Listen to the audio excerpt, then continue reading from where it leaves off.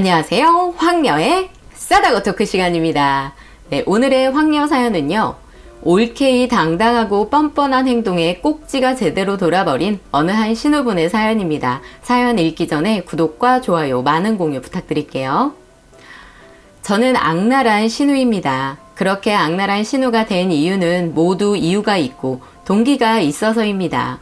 평생 살아오면서 정말이지 누구한테 손가락질 받은 적도 없었고 법 없이 살 사람이라는 말만 여러 번 들었습니다.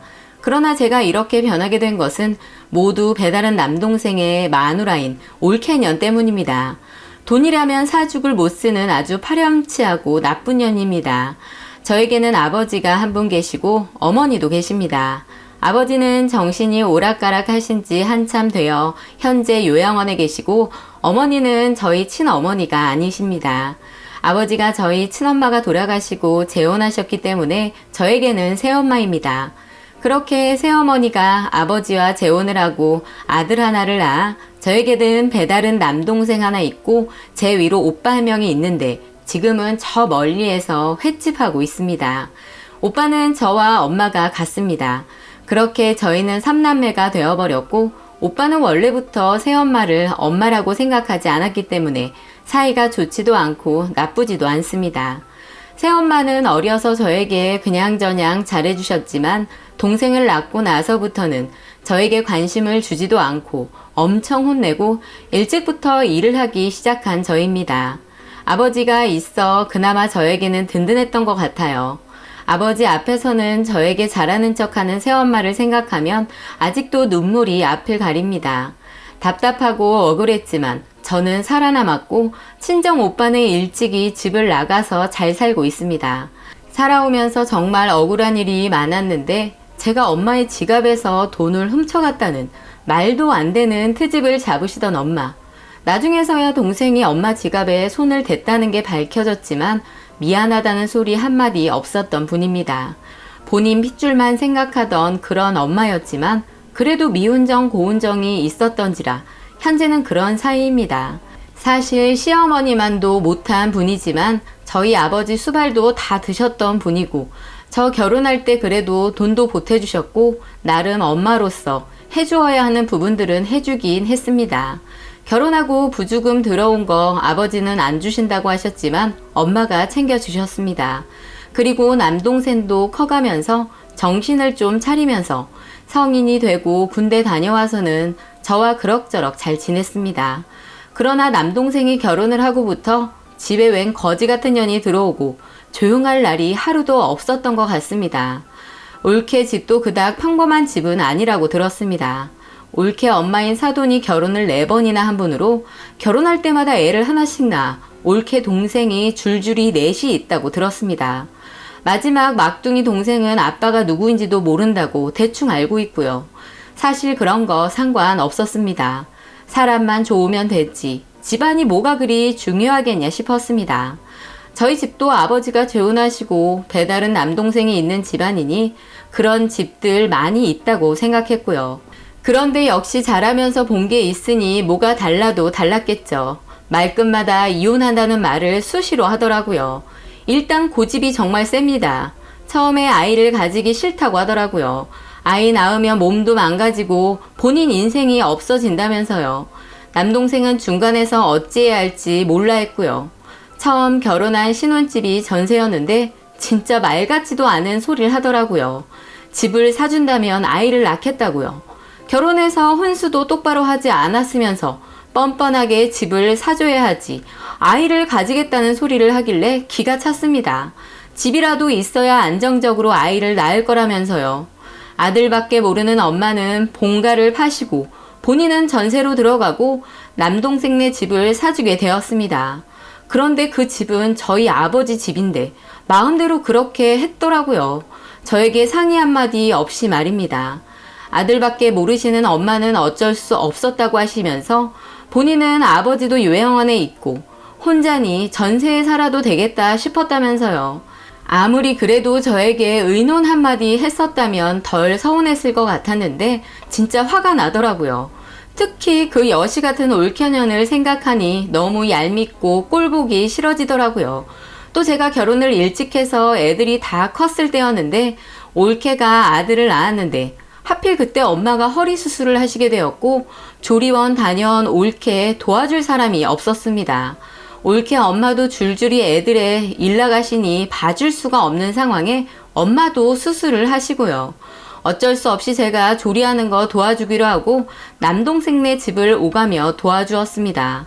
엄마도 병간호 해드려야 했는데 다행히 엄마 친구분이 많이 도와주셔서 제가 덜 신경 써도 되었습니다. 그런데 올케녀는 어찌나 지 몸을 챙기는지 모유도 절대 안 먹이더라고요. 몸이 망가진다면서 바로 약을 먹으면서 아주 별짓을 다 하더라고요. 꼴 보기 싫은데 더 꼴 보기 싫은 짓을 하니 제 눈에 가시였습니다. 저런 게 애나 잘 볼 수 있으려나 싶었고 그렇게 4개월 정도를 도와주었는데 고맙다는 말 한마디 없었고 뭐든 당연하게 생각하더라고요. 그런데 얼마 뒤 산후 우울증이 걸렸다면서 술을 퍼먹고 애도 제대로 보지 못하고 아주 생쇼를 이어갔습니다. 남동생이 새벽부터 연락도 없이 애를 데리고 저희 집에 왔더라고요. 누나, 너무 미안해. 지금 현정이가 우울증이 많이 와서 애를 볼 수가 없어. 나 지금 회사 가야 하는데 애를 볼 수도 없고 이따 퇴근하고 내가 다시 올게. 부탁 좀 할게. 아니, 무슨 산후 우울증이 왔다는 거야. 그럼 지금 네 마누라 뭐 하고 있니? 새벽까지 술 먹고 막 잠들었어. 미안해 누나. 좋아질 거야. 부탁 좀 할게. 그렇게 동생은 아이를 저에게 맡기고 출근을 했고 저희 남편도 출근 전이었는데 기가 막혀 하더라고요. 어쩔 수 없이 저는 조카를 봐주게 되었고 저녁이 되어 동생이 왔는데 집에 애 데리고 가면 밥도 못 먹을 것 같아 저녁을 챙겨 먹이고 애는 그냥 두고 가라고 했습니다. 당분간 애를 맡길 게 뻔했기 때문에 그냥 애를 저희 집에 두는 게 더 나을 것 같았습니다. 하나밖에 없는 조카인데 술 먹는 올케 옆에 두었다가는 안 될 것 같았거든요. 그렇게 제가 조카를 돌보게 되었고 어느 날 날도 좋아서 애를 데리고 마트에 갔습니다. 마트에 갔다가 나오는 길에 문이 활짝 열린 고깃집에 사람들이 둘러앉아 술을 먹길래 봤더니 글쎄 올케는이 본인 친구들이랑 둘러앉아 대낮부터 술을 퍼마시고 있더라고요. 여자 남자 335 모여 아주 시끌벅적하게 퍼마시길래 제가 다가갔습니다. 올케, 지금 여기서 뭐 하는 거야? 어머, 형님이 어쩐 일이세요? 지금 대낮부터 술 마시는 거야? 애는 나한테 맡기고 애 엄마가 지금 이게 뭐 하는 짓이야? 형님, 저도 스트레스 풀어야죠. 집에서 애만 보라고요? 저 우울증 걸렸다는 소리 못 들으셨어요? 이렇게 친구들이라도 만나야 제가 우울증이 나을 거 아니에요. 뭐야? 애엄마가 애를 봐야지 지금 그걸 말이라고 하는 거야? 그럼 뭐하러 결혼하고 애를 낳은 거야? 저도 결혼할 마음 없었고 애도 낳고 싶지 않았어요. 하도 낳으라고 해서 낳은 건데 그럼 제 생활까지 포기하라는 소리세요? 쪽팔리니까 그냥 가세요. 제가 원래 흥분하는 사람이 아닌데 순간 너무 화가 나고 싸가지 없는 올케년을 보니 뚜껑이 열리더라고요. 올케년 앞에 있는 맥주잔을 들어 올케년 머리에 부어버렸습니다. 그랬더니 아주 지랄지랄을 떨더라고요. 이혼한다면서요. 옆에 있는 친구들은 그 모습을 보고 아주 웃겨 죽겠는지 히덕거리고 앉아있고요. 유모차에서 곤히 자고 있는 조카를 보니 정신이 들었고 올케년 친구들이 지랄하는 올케년 말리는 동안 저는 뒤도 돌아보지 않고 조카를 데리고 집으로 왔습니다. 그 후에 진짜 올케가 꼴도 보기 싫어 내가 애를 봐줘야 하는 건지 뭔지 성질이 났습니다. 그래도 조카인데 어찌 할 수도 없고 동생도 중간에서 미안하다고 하고요. 저희 남편도 이 모든 사실을 알고 있는지라 남편이 그날 저녁 남동생을 불렀습니다. 이래저래 좋게 이야기를 했고 아이를 낳고 기르는데 부모로서 책임감을 가져야 하는 거 아니냐면서 와이프랑 잘 해결해 보라고 했고 아이도 이제 계속 봐주는 건 아니라면서 따끔하게 이야기를 했습니다. 그렇게 남동생을 돌려보내는데 마음이 좋지 않더라고요. 그런데 이것이 허리가 다 낫지도 않은 저희 엄마에게 애를 맡기더라고요. 또 중간에 기가 막힌 소리를 듣게 되었는데 결혼하고 살면서 그동안 본인 친정에 동생들이 줄줄이 있어 생활비까지 계속해서 보내고 있었더라고요. 친정이 힘드니 도와주는 건 그럴 수 있다 생각을 합니다. 사실 팔이 안으로 굽는다고들 하잖아요. 애를 봐야 하니 직장에 다닐 수 없다고 생각은 합니다. 그런데 애도 안 보고 싸돌아다니면서 술 먹고 다닐 시간은 있고 나가서 일할 생각은 전혀 없더라고요. 그러면서 남동생 힘들게 번 돈으로 지 몸에 두르고 다니는 거 다 사고 다니고 친정에 다달이 돈까지 보낸다고 생각하니 환장하겠더라고요. 남동생은 뭐에 홀려서 그런 여시 같은 년 말에 홀려서 아주 바보가 그런 바보가 또 있나 싶더라고요. 남동생이 한마디 하면 이혼하자는 말을 입에 달고 살고요. 그런데 이것이 저와 엄마 모르게 남동생을 꼬셔서 집 살 때 명의를 지 명의로 했었고 집 담보로 대출까지 풀로 받았더라고요. 더 황당한 건 그 돈을 어디에 다 가져다 썼는지 처음에는 대출 받은 돈으로 이자를 좀 냈었지만 나중에는 이자 낼 돈이 없으니 남동생에게 다 말하게 되었고 남동생은 어쩔 수 없이 엄마에게 말하게 되어 저까지 알게 된 겁니다. 아무리 생각해봐도 이렇게 남동생이 올케년이랑 계속 살았다가는 집안을 거덜내겠다 싶었고 집으로 달려갔습니다.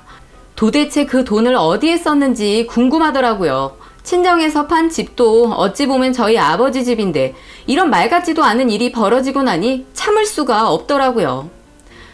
올케, 대출 받아서 그 돈 도대체 어디다 쓴 거야? 어디 입이 있으면 한번 말이라도 해봐. 제가 그걸 왜 형님한테 말해야 하는데요? 그건 저희 집안일이라고요. 뭐가 어째? 집안일? 근데 이자 낼 돈도 없어서 집안을 이 꼴로 만들어? 형님은 출가 외인인데 왜 자꾸 참견이세요? 다 알아서 할 거니까 그냥 가세요. 저는 또 이성을 잃어버리고 말았고 체구도 작은 올케년 머리채를 잡아 흔들어댔습니다. 나이도 어린 년이 자꾸만 꼬박꼬박 말대꾸에 죄송하다고 빌어도 모자를 파네 아주 기고만장이더라고요. 진짜 아주 다 잡아 뜯어놨습니다.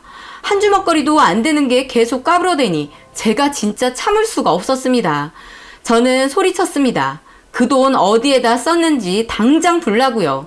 올케년이 말할 때까지 저는 아주 다 잡아 뜯어놨고 결국 돈을 어디에 썼는지 불더라고요. 그 돈으로 친정집이 월세라 전세로 이사가게 해줬다고요. 완전 꽃뱀 같은 년 같았습니다. 친정 힘든 거 알고는 있었지만 집이 월세인 줄은 전혀 몰랐거든요. 그렇게 힘들었으면 진작 말을 했으면 좋았을 텐데 뻔뻔하게 대출받아 지 마음대로 친정 집까지 얻어주고 애도 나 몰라라 하고 술 퍼먹고 다녔던 걸 생각하니 진짜 꼭지가 돌겠더라고요.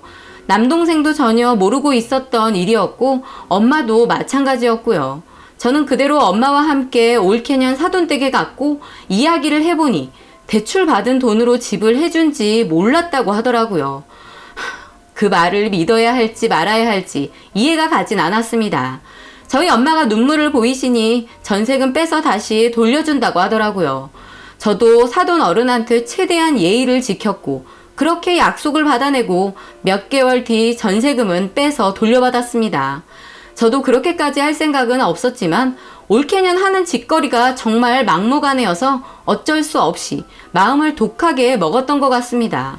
저한테 뒤지게 쳐맞고는 한동안 잠잠하게 지내더라고요. 대출금 상환하는 거치 기간이 있어 손해는 봤지만 그래도 다행히 대출금 처리하고 돈이 들었지만 집 명의 변경도 바로 하게 되었습니다. 그런 일이 있고 나서는 남동생도 정가는 조금 달라졌습니다. 예전에는 올케년한테 찍소리도 못하며 살았지만 그 후로는 올케년이 쩔쩔거리고 살더라고요. 마음 같아서는 당장 이혼시켜버리고 싶었지만 아이도 있고 둘 다 이혼할 마음이 없어 지금은 싸우지 않고 살고 있는 것 같더라고요. 친정과 남동생 저희 집이 다 한 동네라서 얼굴은 자주 보고 살고 있습니다. 예전처럼 눈 똑바로 뜨고 대들던 올케는 현재 제 앞에서는 눈 깔고 삽니다. 사실 지금도 올케년이 마음에 들지는 않지만 밖으로 티내고 있지는 않습니다. 남동생한테 물어보면 많이 변했다고 하더라고요.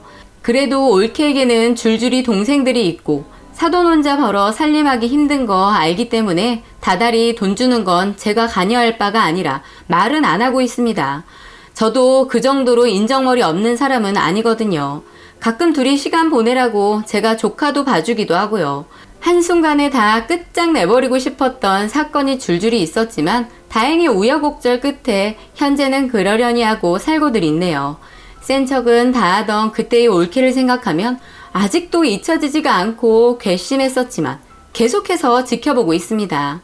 매번 사연만 보다가 몇 년 전 있었던 일이 생각나 사연 보내보았습니다. 라고 사연 올려주셨습니다. 사연에 나온 이름은 모두 가명이니 오해 없으시길 바랍니다. 오늘의 사연 여기까지였고요. 많은 공유와 여러분들의 생각이나 느낀 점이 있다면 댓글로 표현해 보시기 바랍니다.